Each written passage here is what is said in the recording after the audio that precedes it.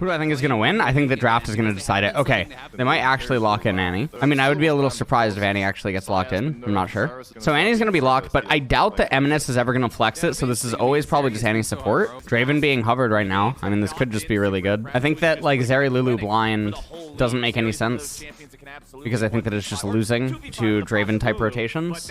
Even if Zeri overpowers Draven temporarily, he does end up taking back over once he gets to, like, 4+ items. Okay, so it is going to be Draven. I mean, C9 are full aggro, but I would say that they have a much more stable early game right now than FlyQuest have, and then they have a much better, like, late game. But definitely FlyQuest has, like, a better mid-game right now. Okay, wait, Kazanti. This is so sad. I mean, so here, I would say that John Top is really good. I would say John Top is unironically, like, the pick. Because then you have Draven, you have Wukong, etc., and then the Zeri just can't do anything. She's going to be so far behind on farm. Sejuani's going to be so far behind. But because it's C9, they're just going to take Fiora for Fudge. I mean, I think this is standard, yeah. Now, realistically, FlyQuest's best chance here against Ori would be to, like, I guess you take, like, Ziggs, probably. Now, Vikla is never going to play these types of champions. He's never going to play, like, Ziggs. I mean, A-Soul here is fine as well. I mean, you can take Aurelion Soul here. Aurelion Soul Ziggs, it's definitely not a Kali. It's definitely not a Kali. It's never a Kali, actually.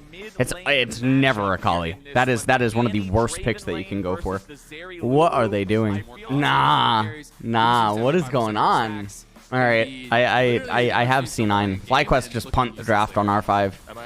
Well, I mean, they punt the draft on R4 and they punted on R5. I think one of the biggest problems with FlyQuest right now is that I really think that they are just way too influenced by LCK. And LCK is a strategically impaired region. I think that C9 are just going to win this. I really do. I think the draft is just so favored for them. Okay, Fudge. Doing a really hard trade here on Impact, and the reason that he's doing this is he's trying to make it so that Impact loses top lane EXP.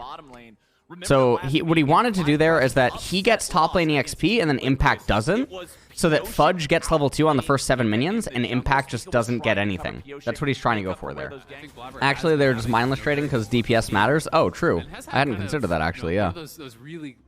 Okay, so Fudge, I mean, I don't know why he hasn't popped his... I'm not sure. Okay, well, Impact misses. I don't know why we're watching the top lane matchup the way that we are right now instead of watching the bot lane matchup, since the storyline is around bot lane way more. Not only is it Berserker versus Prince, which are like two of the most important players on each team, the matchup of Draven versus Zeri is like way more important to follow than the top lane match. I don't know what Vikla is trying to do here with this trade. This trade's actually just losing. These are amazing comments. I wonder how. Yeah, I'm not totally. Wait, what is Vikla doing?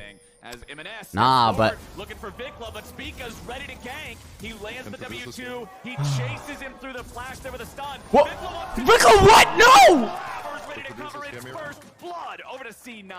And Blabber able to turn that one around. Oh my god! All right, so C9 are gonna get first dragon.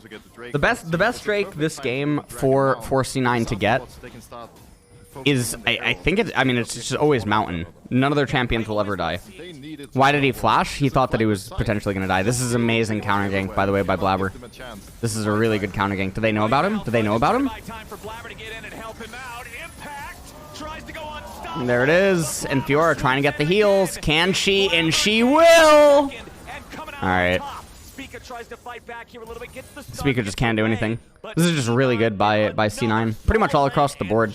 They have all winning lanes. So again, so here's the thing about the really bad R5 and the really bad by R4 by FlyQuest. Fiora beats K'Sante in lane on her own. Orianna beats Akali in lane on her own. Zeri Lulu loses to Draven Annie on their own. At first item across the board, C9's champions are better than FlyQuest's champions. Vikla is... okay. I mean, Vikla is just getting bodied, by the way, in this lane. He's down so much in farm. It's not even close. Was Vikla like this in LCK, or is NA rubbing off on him? NA is definitely rubbing off on him, but then again, he's also against Eminus, who's the rank 1 Korea mid laner. So, I mean, it's not. You guys gotta understand that Eminus is not a bad player just because he's new. Eminus is probably one of the best, like, mechanical mid laners in the world.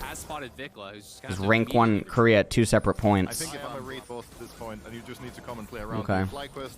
So I don't understand the desire to have this fight, but I mean, we'll see what is going to end up happening here. Yeah, I don't know what they're expecting to happen. C9's champions are just stronger in literally every single way. There's just no way. I mean, like, what are FlyQuest doing, man?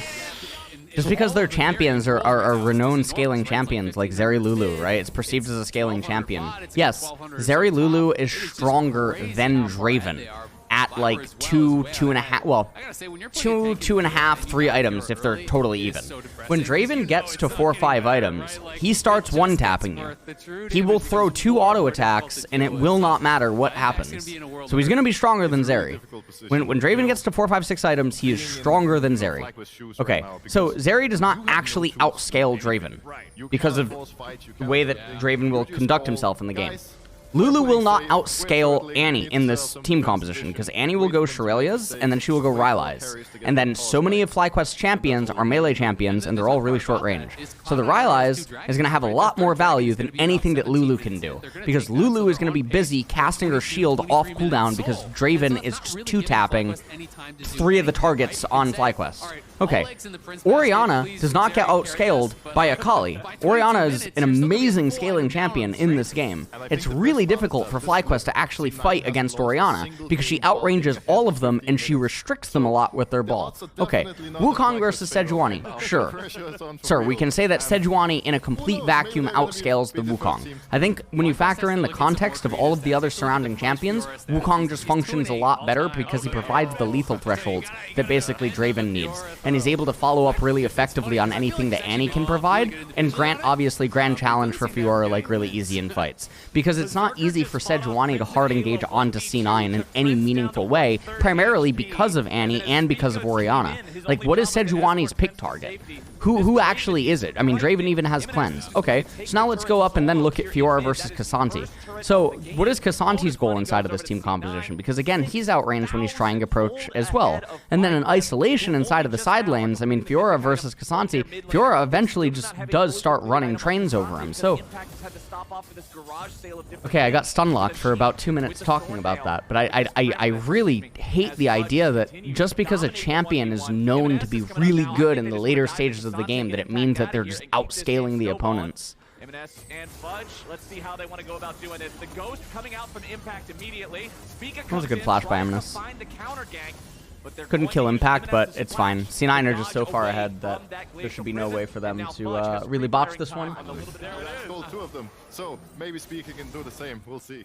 Well, right now, Speaker's being chased away from his own red buff as C9 is looking to steal every possible resource they can. Blabber's Smite comes in true as the teleport from FlyQuest. They're calling their moment. They want to go in now. Blabber's the target. They go over the wall there with Vikla, but Blabber's right back onto him. Blabber looking for the kill. And alright, I mean, they get Sven, but, like, does it really even matter? I mean, Impact can't do anything in this fight. And Fudge is looking for... Oh my god, the riposte! I mean, Prince ends up getting out of there, but, I mean, it's still a massive, massive win for C9. They summon the Rift Herald here. It'll obviously just go top lane. It'll take out the turret. Oh, Blabber trying to stop the recall. I mean, that was a nice attempt. Okay, Berserker, I mean, okay, Akali does have the E on him, but, I mean, there's just not going to be anything that is possible. I mean, look at how far ahead C9 is. They can just walk forward. They can get double inhibitor here. I mean, they can also just walk top. Look at the HP on the top tier 3 turret. They could probably just walk top and tank it, realistically, if they wanted to, but I don't think that's what they want. They want to just actually go for the, yeah, they just want to go for the Nexus turrets. And, yep, I mean, yeah, I mean, obviously, Fly's team comp can really play, yeah. There's a lot that they're able to do here. Fudge dies, ints onto the fountain. I mean, I think it's fine. Oh, this is actually kind of... Well, never mind. Draven's too big, man. Draven is just... Yeah, I mean, there's just nothing for Prince to be able to do. Blabber ends up getting the kill there. Nice try. Very nice, very nice. Okay, so very dominating game by C9. In early game, they're just losing all the lanes. Vikla falls behind when he goes for that flash. Bot lane just gets behind on its own. Top lane, Blabber had a really good counter gank. And, I mean, Fudge was already winning the lane on his own, like, quite handily off the level 1 as well. I mean, the draft sets FlyQuest up for disaster from the very beginning. Because not only do they have 3 losing lanes and Spica is on a dog useless jungler, they also don't have necessarily better scaling than the opponent, so there's like nothing to really play towards. There's no like clear win con within their draft that allows them to do anything, you know?